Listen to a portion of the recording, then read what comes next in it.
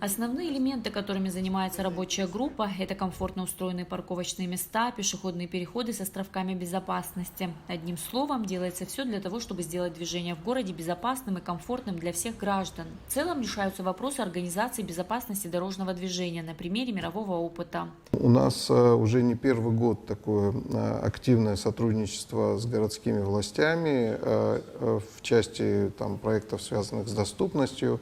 В этом году мы встретились с вновь назначенным мэром Бесланом Эшба, обсудили всю повестку, по которой мы работали прошлые годы, нашли полное взаимопонимание.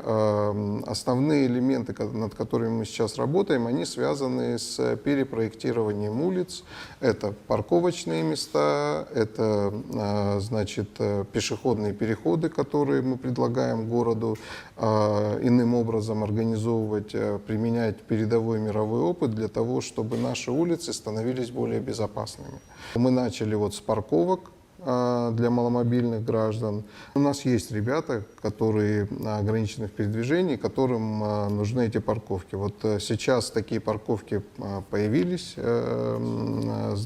по городу. Их уже 4-7, будет, по-моему, еще несколько. На сегодняшний день на центральном рынке и на столичной набережной организованы места парковки для людей с ограниченными возможностями. Нарисовали значок, знаки стоят. Но все равно не останавливает. Да, я понимаю, у нас может быть мало места, где припарковаться, но 100 парковочных мест вокруг рынка, больше 100, наверное. 2-3 парковочных мест для инвалидов же можно освободить как-то, чтобы никто не заезжал. Я же не могу за 2 квартала пойти припарковаться, потом и на коляске сюда вернуться.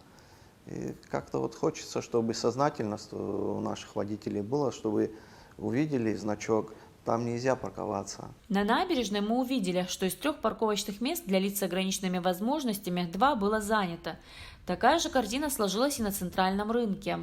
Почему вы поставили машину там, где... Я увидел, дал задний ход, это не заметил, поставил, когда отошел, увидел. Будьте внимательны. К сожалению, у нас до сегодняшнего дня, можно сказать, организованных парковочных мест для лиц с ограниченными возможностями в городе Сухум не было. Это очень плохо. В администрации города Сухум, в Министерстве внутренних дел и в самой организации для лиц с ограниченными возможностями создана рабочая группа, в которой обсуждаются и решаются проблемные вопросы с парковочными местами, с самой организацией безопасности дорожного движения. Говорить о культуре парковки и вождения транспортных средств нашими гражданами, она очень низкая и очень плохая.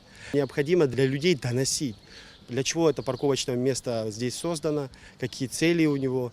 Наши граждане, к сожалению, мы им не дали такой возможности разъяснить и пояснить. Образовательная часть, к сожалению, у нас оставляет желать лучшего. Специальные полосы определяем.